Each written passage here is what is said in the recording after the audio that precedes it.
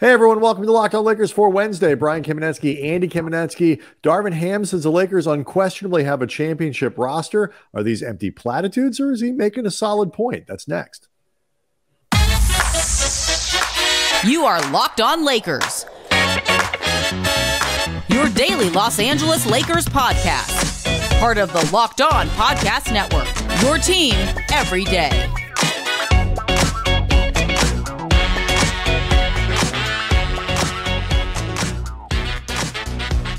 Thanks to everybody for making Locked On Lakers first listen of every day, Monday through Friday, no matter how or where you get your podcasts. So many places, Andy, to get your podcasts, but no matter how or where you do it, this one is always going to be free. It's never going to be hidden behind some sort of paywall that you have to leap over or pay through. Locked On Lakers on YouTube is where you can go to find yourself watching the show, hanging out with getting near 20,000 subscribers. All of whom are really looking at the Summer League. They're getting excited about the season, and a lot of great Lakers talk on that channel, which we appreciate. Today, Andy, on the show, we'll be getting into some comments Darvin Ham made about his roster. We're going to look potentially at some leaked NBA 2K24 rankings, which the players still take very seriously. Get really, kind of hacked off when their number isn't good enough.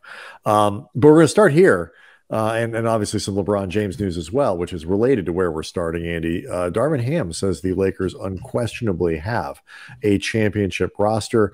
He told this to Mark Medina, writing for the Sporting Tribune.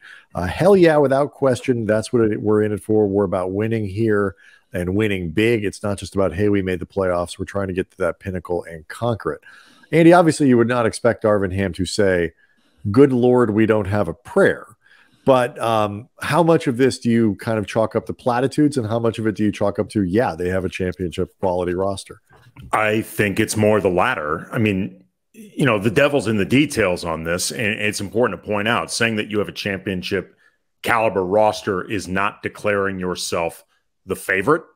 And I don't think Darvin in any way inferred, implied, was flat out saying we should be considered the favorites to win this thing. I heard him recently on the This League Uncut podcast, hosted by Mark Stein and Chris Haynes, where he talked about the season as a whole. And I think he thought a lot of really good came from it, looking forward to next year, but went out of his way to praise the Denver Nuggets team that knocked them out of the playoffs, won it all, talked about how great Jokic is, talked about how great Jamal Murray is, talked about how well-balanced that roster is. And he really emphasized how it's, when it comes to their core players, it was grown, from the feet up, so to speak. And he had a lot of good things to say about the teams that the Lakers would have to go through to win a championship, including Denver. But this is also a team that got to the Western Conference Finals in a way that could not have been an accident, because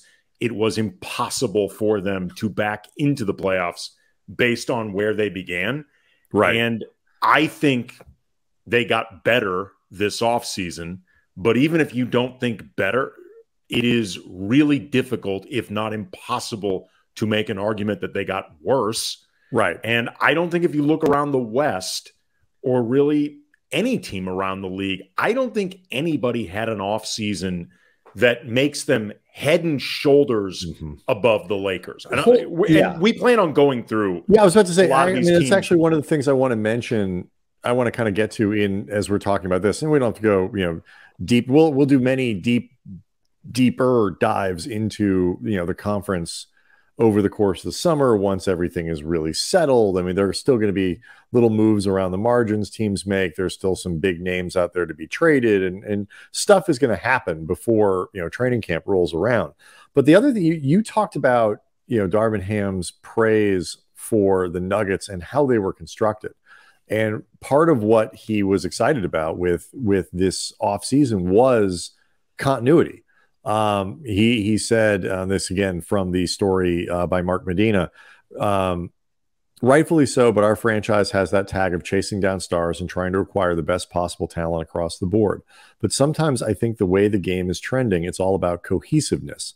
It's not just about winning right now. It's about being able to win right now and have sustainability pieces. And, people always say it's a copycat league, and people are copycatting Denver. And it's not just that they're copycatting them and like, hey, heads up, that's a big team. It's a big, long, team, and you need big, long players to defend them. But it's also a team that, like you say, was built, from the ground up and has played together for a few years. And you see what happened to Phoenix. You see what happened to the Westbrook Lakers. You see what happened to Brooklyn. It's like the part of, I think, what people are trying to imitate is consistency in a roster. Milwaukee has had it, for example. And I think Darvin's excited about that.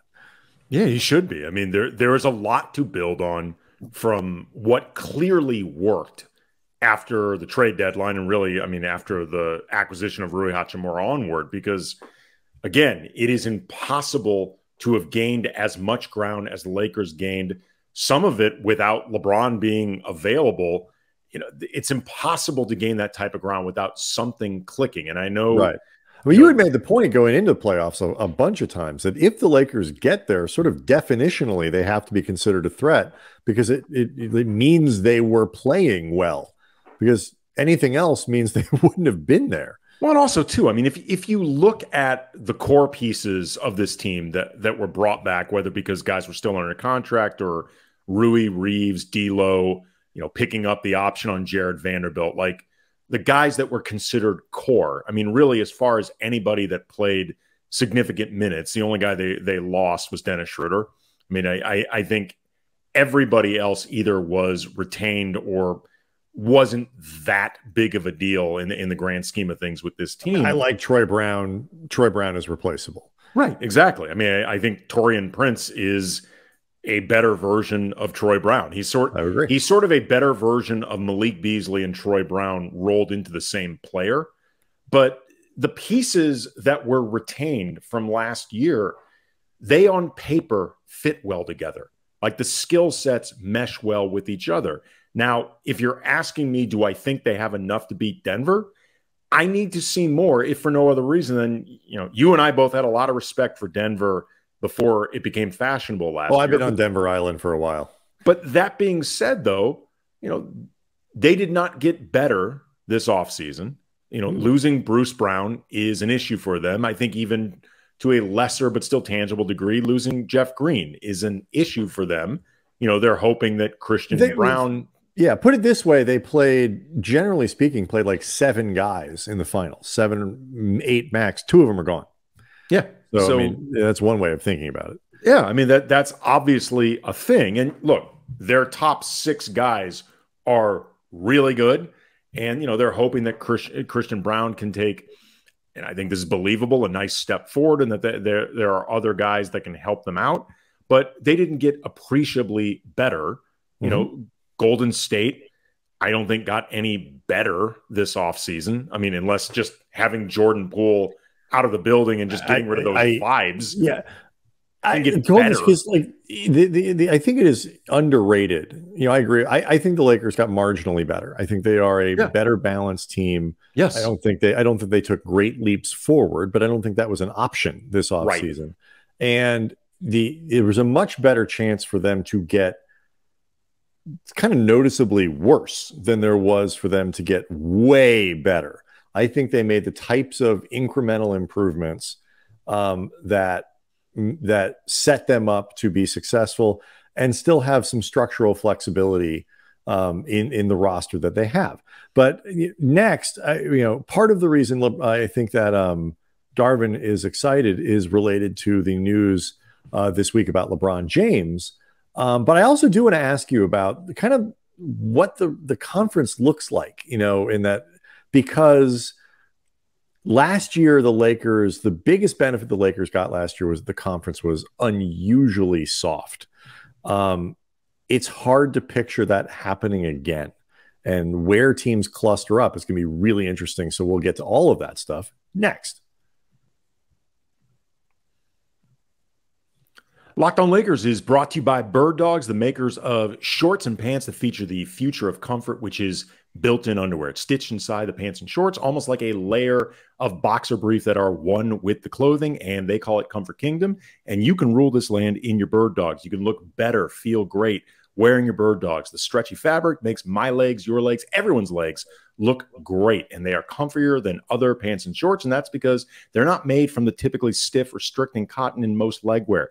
Bird Dogs fixed this by inventing a cloud knit fabric that looks just like khaki, but it stretches. Also versatility. You can wear the same pants or shorts on a golf course, work meeting, on a date, even in the same day. So go to birddogs.com/LockedOnNBA, and when you enter the promo code LockedOnNBA, they will throw in a free custom Bird Dog Yeti style tumbler with every order. Like that in and of itself, this Bird Dogs Yeti style tumbler, that is worth the order in itself. So get yourself a tumbler, get yourself some Bird Dogs.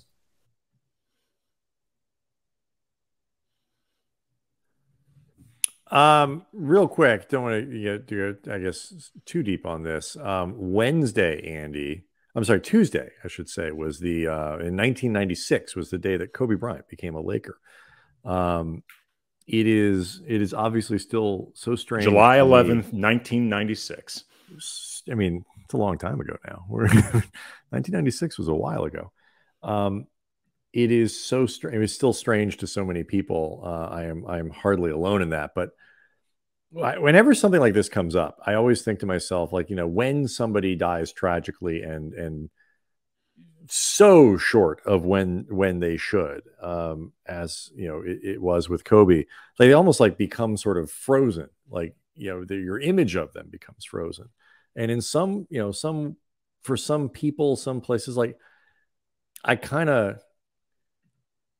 there are certain athletes that you almost wish they were frozen. Not that they were dead, but that they were frozen in a place where you didn't have to have, Michael Jordan's career as an owner. Like I don't need that. Like, there are very few guys that we were ever around that I was looking forward to watching what happens for the 40 years that they weren't basketball players, 40, 50 years, than I was Kobe. And so, like, these are the types of moments where, like, you just go, it's for me, it's what's driven home, on days like Tuesday. It's interesting. And I've had those thoughts as well, just wondering what if, because Kobe was this very, very intellectually curious guy with a lot of really interesting aspirations. And, the storytelling he used to talk about a lot. Like I remember, a few of my favorite conversations thinking back with Kobe, they were just talking movies and like, talking about TV shows and things like that. He would look for recommendations and just, he was genuinely interested in that stuff and, would seek out the wisdom and perspective from people who knew, Andy, he would cold call them. Right. What still among my favorite, like Kobe, like sort of tropes was the idea that, Kobe, and it's very true that he was 100% dedicated to, probing the minds of people who knew things that he didn't, and this and that and whatever, and would seek people out, and it would surprise people up. But when Kobe Bryant calls you, that's not cold calling. No, you pick up the phone when Kobe calls. It might have been unexpected. It was not a cold call. I just love when he would describe things like that. It's like, dude, you're Kobe. A cold call is when there's a chance that somebody won't take the call, and that was never the risk with Kobe. Right. I was thinking though, before we move on to LeBron and the 23-24 Lakers and the rest of the Western Conference, with Kobe becoming a Laker, obviously that was part of the draft day deal with the Hornets, trading Vlade Divac for the 13th overall pick. And that required Kobe's agent at the time, Arn Tellem, playing this game where he told everybody, if you draft Kobe, he's going to go to Italy. He will not show up to your team. And it worked. But if, say, the Nets had called the bluff and said, we're taking Kobe, because the Nets, by all accounts, I believe it was John Calipari at the time, really were interested in Kobe. Yeah. And it ultimately worked. But if he had just said, screw it, we're taking the guy and then we'll figure out what happens later if he really won't show up. I started thinking about who would the Lakers have taken, like going through this draft, because like Kerry Kittles is still on the board. And then, I don't know if off the top of my head, the rosters of Dallas and Indianapolis, Golden State, Cleveland, before you get to Charlotte. You don't remember what they were like in 1996, Andy? Come on. No, I do not remember exactly what those rosters looked like off the top of my head. But what I do know is all 4 of those teams took big guys. They all took power forwards or centers. So maybe the Lakers end up taking Kerry Kittles, except they already had Nick Van Exel and Eddie Jones, like these guards. So do they take Peja Stojakovic? But, this was before like taking the Euro guys was as in vogue, but maybe the Lakers, the good experience they had with Vlade would have led them to take a chance on this other guy, Peja Stojakovic. I just, Steve Nash would have been there. But again, they had Nick Van Exel, who was on the verge of becoming an all-star. And Steve Nash was the kid from Santa Clara, the Canadian guy. So like, it's an interesting thing to think about, because I started looking at it. I'm like, there's nobody obvious that they would have taken. And like, Tony it took a player like again. Kobe to, I don't want to say push Eddie Jones out, but to make Eddie Jones expendable, like, so if you take Kerry Kittles, good player, whatever, didn't quite, it wasn't a dominant pro or anything, but like, that's probably not the guy who forces an Eddie Jones trade. Like, there's just, my sliding doors thing with that is always, first of all, just remembering how unusual it was for anybody to take a guard at that age. Like, it was unheard of. I remember they traded Vlade for a 17-year-old guard. Couldn't sign his own contract. Right. I know it's Kobe, so in retrospect, it feels obvious, but this was, like you said, Brian, unheard of. And Vlade was really good. Like, I know he got replaced by both Kobe and Shaq. Right. So it makes it easy to forget how good Vlade was. Vlade was great. But my sliding doors, my big thing is always just, because I asked him this once, and this is one of the most Kobe responses that I've ever, exchanges. But, one of the things that both of us find so interesting about sports is just the way that context and luck and good fortune and the fortune of being drafted by Team A versus Team B, Wembanyama going to San Antonio as opposed to Charlotte. Like, these are really consequential things that are completely luck based. And I asked him once, like, if you had been drafted by New Jersey, who were not a trash organization, and they won some games after that, and they were weren't good the year before, but the Lakers met them in the finals a few years later. It's not, so they weren't terrible forever. Like, it's not like that, that Fran Kobe would have helped them and all that. It would have had Kobe. Would you have had the same level of success? Would you have won 5 titles? Would you? He's like, I would have figured it out. And okay. And I understand, like, I didn't necessarily expect a different answer, but like, could Kobe have, would he have figured out a title, 2 titles? I guess maybe is that good, but it just, like, the difference between going to there versus going to the Lakers versus, we ended up with Phil Jackson, ended up with Shaq. Kobe doesn't become Kobe in the same way if he goes to New Jersey, even if he wins a title. Even if he wins 2, it's still not the same deal. Even if he's the same player, which I guess he wouldn't have been. But anyway, let's go back to LeBron and Darvin Ham's comments. Take a look at the rest of the conference. We'll do that next.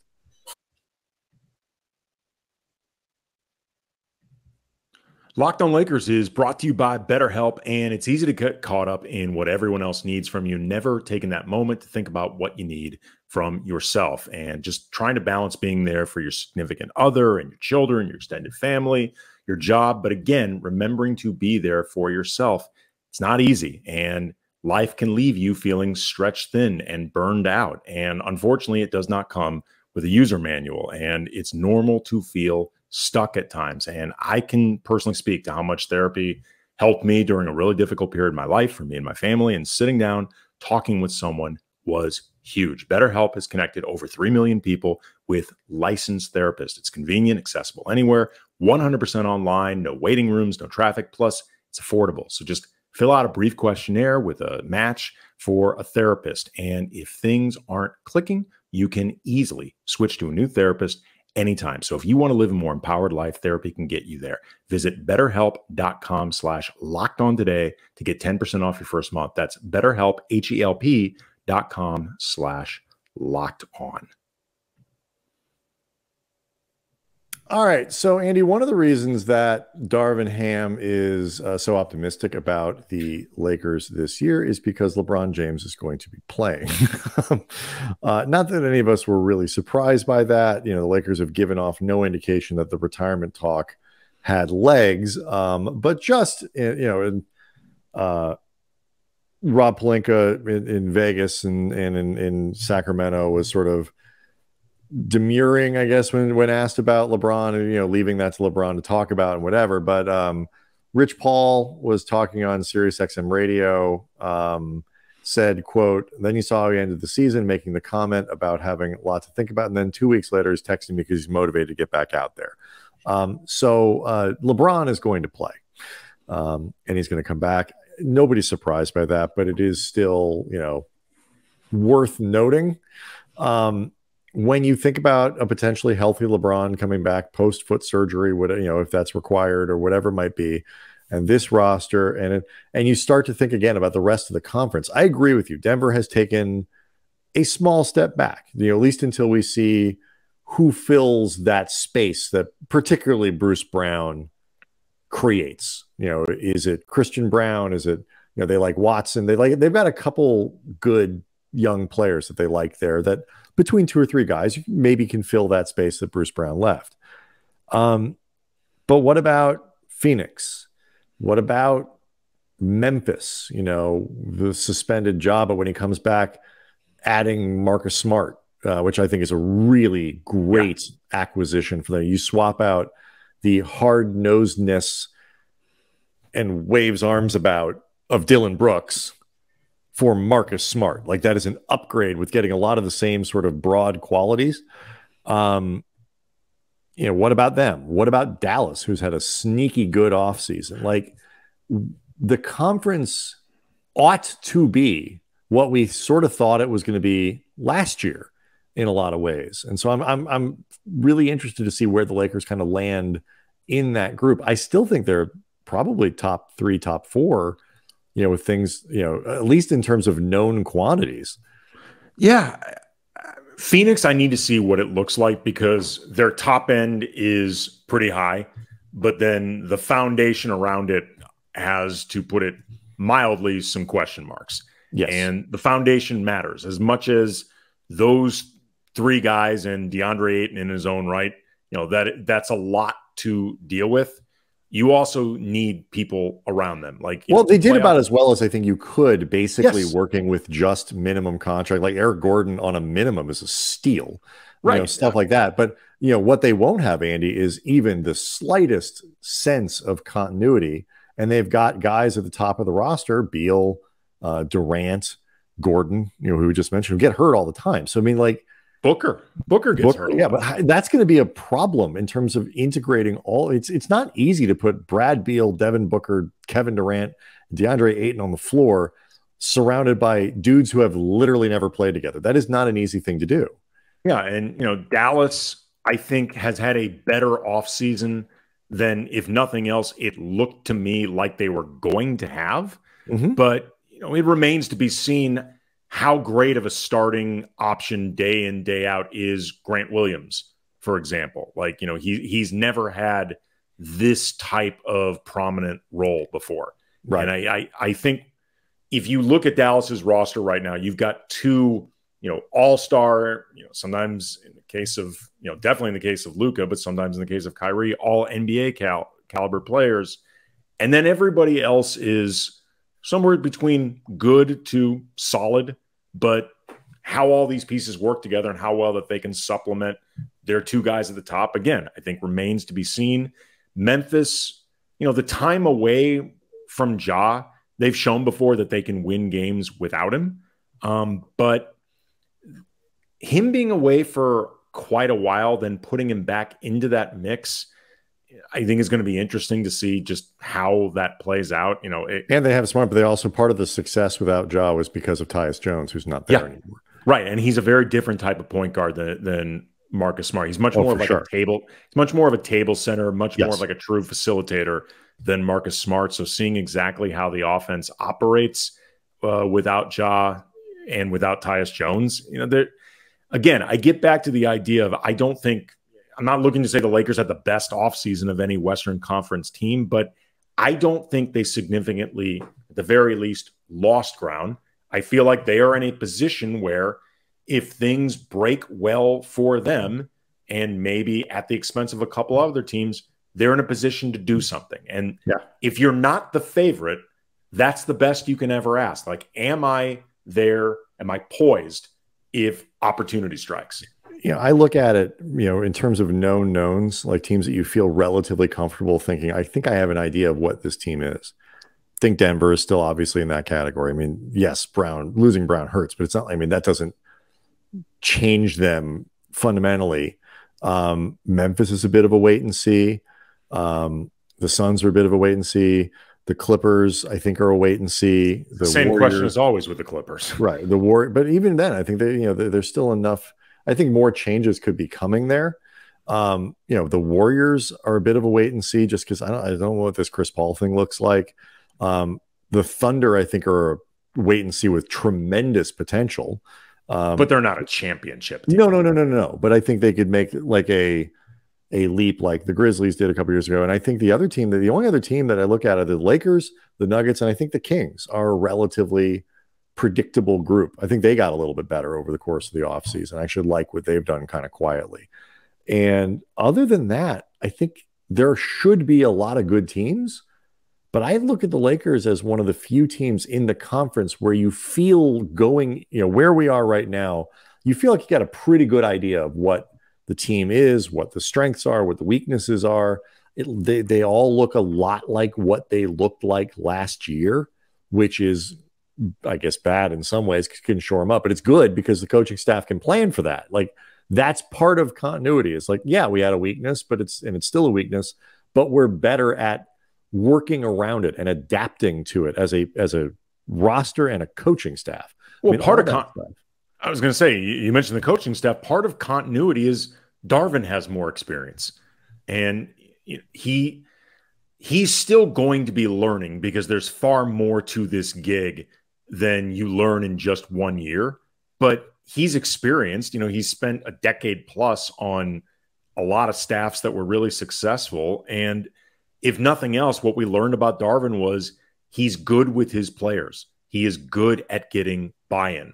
Because if he did not have buy-in, there's no way, even with the moves that they made post-trade deadline, there's no way that they would have been able to make that kind of finish and get themselves in the playoffs. Frankly, if they didn't have that type of buy-in, I'm not even sure they would have made those moves, because it felt like a waste with a team that just isn't. They're not clicking on the mental and sacrifice part of this. Yeah, it is as much. People love to talk about, and we can quit here, but people love to talk about, oh, you guys in the media love it when things are terrible and this. And no, we do not. I want this team to be good. I want, not only is it a better, it's more fun for us. It's a better product for people to listen. Like, Doom only works, you can pop your interest for a little bit. Doesn't sustain you through a season. I want to be able to have something to be excited about from the beginning of an NBA season all the way through the end. I gotta watch the games anyway. No, Doom only sustains itself forever. If this was like a political podcast, then we could live off Doom forever. Doom actually works better in politics, right? But this is not politics. This is sports, and I'm a Laker fan. I want them to be good. I get unhappy when they're not good, and I was like this well before this was ever my job. Everything's better. Show's more fun. The audience is more engaged and more fun. The city is more excited. Like, everything's better when they win. So plenty to look forward to. We did not get into what we meant on the rail by KCP 2.0. Interesting little thing. that's worth talking about. We'll get into tomorrow about one of the Lakers rookies.